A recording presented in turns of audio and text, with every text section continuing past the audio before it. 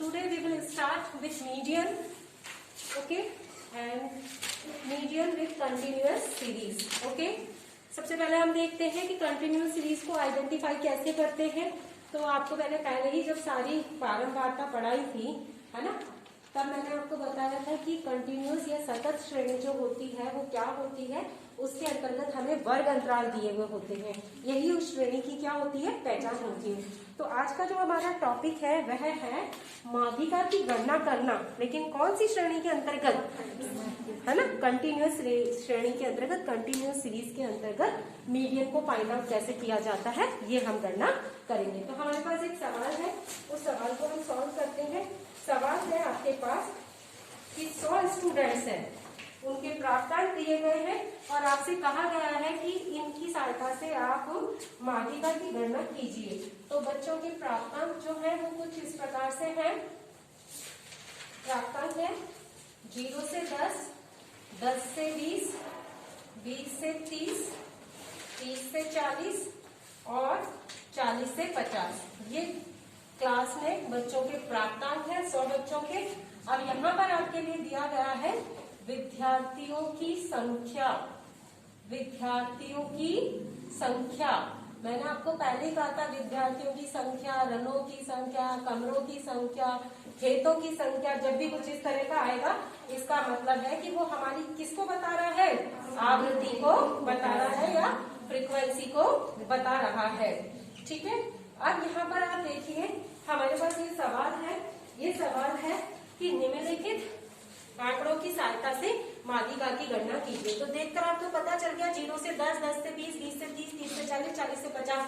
ये हमारे पास क्या है, प्राप्तांक। ठीक है, और यहाँ दिया है विद्यार्थियों की संख्या। इसका मतलब 0 से 10 के बीच में मार्क्स लाने वाले छात्रों की संख्या क्लास में कितनी है, 8 है।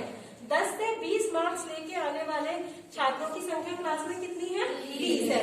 तो इसका मतलब ये तो हमारी क्या हुई, आवृत्ति, जिसे हम क्या कहते हैं, फ्रीक्वेंसी कहते हैं। इसे हम एन से भी डिनोट कर सकते हैं और इसे हम सिग्मा एफ से भी डिनोट कर सकते हैं। अब अगर हम इसका योग करेंगे तो ये कितना आ गया, 100। और हम यहाँ पर इसे CF भी कह सकते हैं, क्योंकि CF जब हम निकालेंगे तो उसका टोटल भी कितना आएगा, 100 ही आएगा। ठीक है, तो यहाँ तक किसी को कोई दिक्कत है? ये तो अभी हमारे पास सीधा सीधा सवाल है और हमसे कहा गया है कि इस सवाल की सहायता से आपको माध्यिका की गणना करनी है। तो कंटिन्यूअस सीरीज में माध्यिका की गणना करने के लिए हमारा फर्स्ट स्टेप वही होगा जो हमारा खंडित श्रेणी में था, यानी जो कल हमने लास्ट क्लास में किया था। तो हमने क्या किया था, खंडित श्रेणी से माध्यिका की गणना की थी।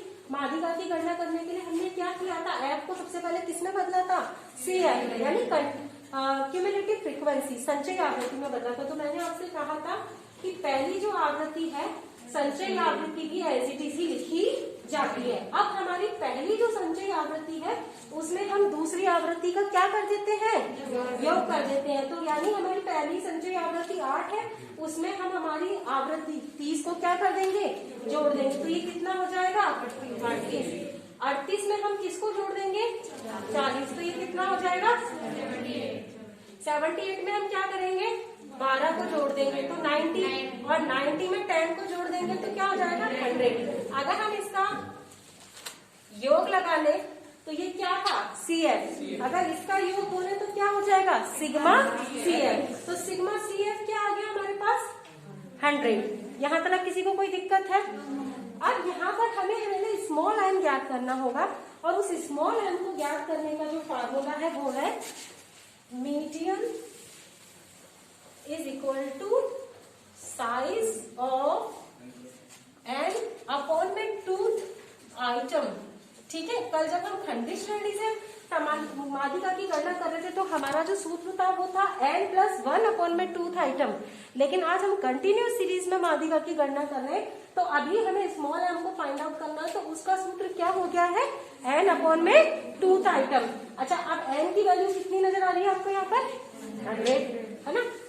100 को हम किससे डिवाइड करेंगे, 2 से। तो हमारे पास क्या आ गया, 50th आइटम आ गया। अब हम क्या करेंगे, इस 50th आइटम को हमारी इस CF में सर्च करेंगे।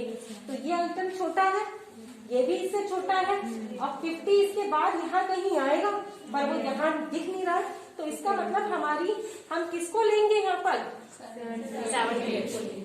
अब 78 के सामने वाला जो वर्ग अंतराल है वो कौन सा है 20 वर्ग, 20 से 30, जिसकी आवृत्ति कितनी है 40। ठीक है, अब हमें यहाँ पर क्या करना होगा, ये तो हमने याद किया अभी स्मॉल है, अब हमें फार्मूला लगाना होगा मीडियन ज्ञात करने का। तो मीडियन ज्ञात करने का फार्मूला है m = L1 प्लस आई अपॉन में f n माइनस c।